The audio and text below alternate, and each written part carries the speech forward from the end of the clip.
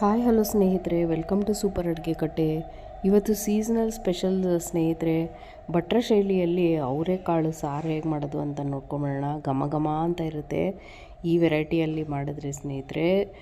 ಈರುಳ್ಳಿ ಬೆಳ್ಳುಳ್ಳಿ ಏನು ಹಾಕದೆ ಮಾಡುವಂಥ ಈ ಸಾರು ಹಿಂಗಿನ ಒಗ್ಗರಣೆ ಕೊಟ್ಟರೆ ಆಹಾ, ಮನೆಯೆಲ್ಲ ಪರಿಮಳ ಬರುತ್ತೆ. ಅಷ್ಟು ಚೆನ್ನಾಗಿರುತ್ತೆ. ಬಿಸಿ ಬಿಸಿ ಮುದ್ದೆಗೆ, ಅನ್ನಕ್ಕೆ ಅಂತೂ ಸಕ್ಕತ್ತಾಗಿರುತ್ತೆ ಈ ಸಾರು. ಒಳ್ಳೆ ಎಳೆ ಅವರೆಕಾಯಿ ತೊಗೊಂಡು ಮಾಡೋದ್ರಿಂದ ರುಚಿ ಅದ್ಭುತವಾಗಿರುತ್ತೆ. ಹೇಗೆ ಮಾಡೋದು ಅಂತ ನೋಡ್ಕೊಂಬಿಡೋಣ. ತುಂಬಾ ಸಿಂಪಲ್ಲು.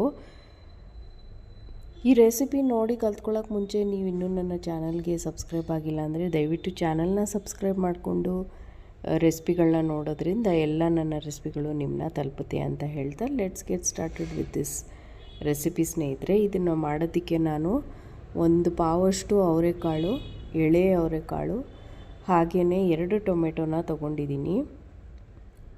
ಬಿಸಿ ಬಿಸಿ ಅನ್ನಕ್ಕೆ ಸ್ವಲ್ಪ ತುಪ್ಪ ಹಾಕ್ಕೊಂಡು ಈ ಸಾರು ಹಾಕ್ಕೊಂಡು ಒಂದು ಉಪ್ಪಿನಕಾಯಿ ಹಪ್ಪಳ ಇದ್ದರೆ ಸಾಕು ಸ್ನೇಹಿತರೆ, ಊಟ ಮಾತ್ರ ಅದ್ಭುತವಾಗಿರುತ್ತೆ. ಕಾಳನ್ನು ನೋಡಿಕೊಂಡು ಹಾಕ್ಕೊಳ್ಳಿ. ತುಂಬ ಬಲ್ತಿರೋ ಕಾಳಂದರೆ ಒಂದು ಫ್ಲೇವರ್ ಬರಲ್ಲ. ಸೊಗಡಿರೋ ಕಾಳನ್ನು ಉಪಯೋಗಿಸಿ ಮಾಡೋದ್ರಿಂದ ಸಾರು ಇನ್ನೂ ಟೇಸ್ಟಿಯಾಗಿರುತ್ತೆ.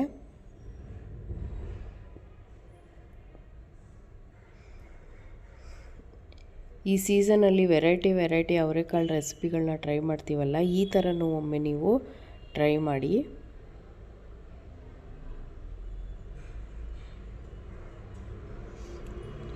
ಹಾಗೆಯೇ ಅವರೆಕಾಳು ಜೊತೆ ನಾಟಿ ಟೊಮೆಟೊ ಎರಡು ಅಥವಾ 3 ನಿಮ್ಮ ರುಚಿಗೆ ತಕ್ಕಷ್ಟು ಹಾಕ್ಕೊಳ್ಳಿ. ಟೊಮೆಟೊ ಜಾಸ್ತಿ ಹಾಕೋದ್ರಿಂದ ಟೇಸ್ಟು ಚೆನ್ನಾಗಿರುತ್ತೆ. ಕುಕ್ಕರ್ನಲ್ಲಿ ಅವರೆಕಾಳು ಟೊಮೆಟೊ ನಾನು ಮೊದಲು ಬೇಯಿಸ್ಕೊಂಬಿಡ್ತೀನಿ. ಸ್ವಲ್ಪ ನೀರು ಜಾಸ್ತಿನೇ ಹಾಕ್ಕೊಂಡು ಬೇಯಿಸ್ಕೊಳ್ಳಿ. ನೋಡಿ, ಬೆಂದಿರೋ ಅವರೆಕಾಳು ಟೊಮೆಟೊನ ಈಗ ಒಂದು ಪಾತ್ರೆಗೆ ಹಾಕ್ಕೊಂಡಿದ್ದೀನಿ. ಈಗ ಟೊಮೆಟೊನ ತೆಕ್ಕೊಂಡು ರುಬ್ಬಕ್ಕೆ ಹಾಕ್ಕೊಳ್ಳೋಣ. ರುಬ್ಬಕ್ಕೆ ಏನೇನು ಹಾಕಬೇಕು ಅಂತ ತೋರಿಸ್ಕೊಡ್ತೀನಿ. ಮಿಕ್ಸಿ ಜಾರಲ್ಲಿ ಒಂದು ಸ್ವಲ್ಪ ಕಾಯಿ ತುರಿ ಹಾಕ್ಕೊಳ್ತೀನಿ. ಒಂದು ಅರ್ಧ ಕಪ್ನಷ್ಟು ಕಾಯಿ ತುರಿ, ಕೊತ್ತಂಬರಿ ಸೊಪ್ಪು,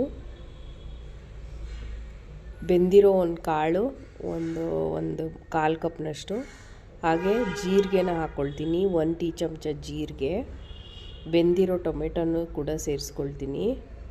ಬೆಂದಿರೋ ಟೊಮೆಟೊ, ಸ್ವಲ್ಪ ಹುಣಸೆ ಹಣ್ಣು ಈಗ ನೀವು ಹಾಕ್ಕೋಬೋದು. ಟೊಮೆಟೊ ಜಾಸ್ತಿ ಉಪಯೋಗಿಸೋದ್ರಿಂದ ಹುಣಸೆ ಹಣ್ಣು ಹಾಕ್ಕೊಂಡಿಲ್ಲ. ನೋಡಿ, ಮಸಾಲೆ ರೆಡಿಯಾಗಿದೆ. ಈ ಕಡೆ ಕಾಳು ಕೂಡ ಬೆಂದಿದೆ. ಬೆಂದಿರೋ ಕಾಳಿಗೆ ರುಬ್ಬಿರೋ ಮಿಶ್ರಣನ ಸೇರಿಸ್ಕೊಳ್ತೀನಿ. ನೀವು ಬೇಕಾದರೆ ಹುಳಿ ಜಾಸ್ತಿ ಬೇಕಂದರೆ ಹುಣಸೆ ಹಣ್ಣನ್ನ ಕೂಡ ಹಾಕ್ಕೋಬೋದು.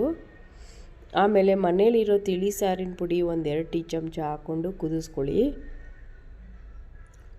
ರುಚಿಗೆ ತಕ್ಕಷ್ಟು ಉಪ್ಪನ್ನು ಕೂಡ ಸೇರಿಸ್ಕೊಂಡು ಈಗ ಕುದಿಸ್ಕೊಳ್ಳಿ. ಕುದೀತಾ ಇರುವಾಗ ನಾವು ಇದಕ್ಕೆ ಕೊತ್ತಂಬರಿ ಸೊಪ್ಪು ಕೂಡ ಹಾಕಬೇಕು.